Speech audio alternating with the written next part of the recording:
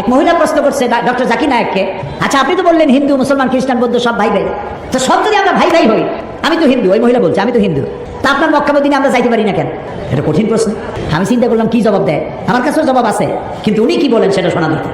উনি জবাব দিলেন, বোন আপনার বাড়ি কই? কই তো ইন্ডিয়া। জন্মস্থান কোথায়? এখানে। আমার জন্মস্থান এখানে। আচ্ছা বোন আপনি কি জানেন যে ইন্ডিয়ায় এমন এমন জায়গা আছে যেখানে এখানে জন্মগ্রহণ করার পরেও সে জায়গায় আপনি আর আমি যাইতে পারি না, এরকম জায়গার নাম জানেন? কোন এরকম জায়গা থাকবে কেন? আমি ইন্ডিয়া জন্মগ্রহণ করছি, সব জায়গায় যাইতে পারি। উনি বললেন মোটেই না, এখানে এমন এমন জায়গা আছে যেখানে আপনি আমি প্রবেশ করতে পারবো না, তার নাম ক্যান্টনমেন্ট। ক্যান্টনমেন্টে আপনি ঢুকতে পারবেন না, আমি ঢুকতে পারবো না।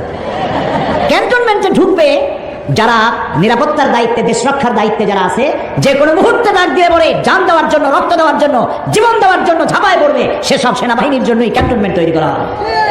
ওখানে আপনি আর আমি যাইতে পারবো না। ইসলামের একটা ক্যান্টনমেন্ট আছে, সেটার নাম মক্কা আর মদিনা। ওইখানে ওই সব লোকেরাই যেতে পারে যারা আল্লাহর জন্য জান দিতে পারে, মাল দিতে পারে, রক্ত দিতে পারে।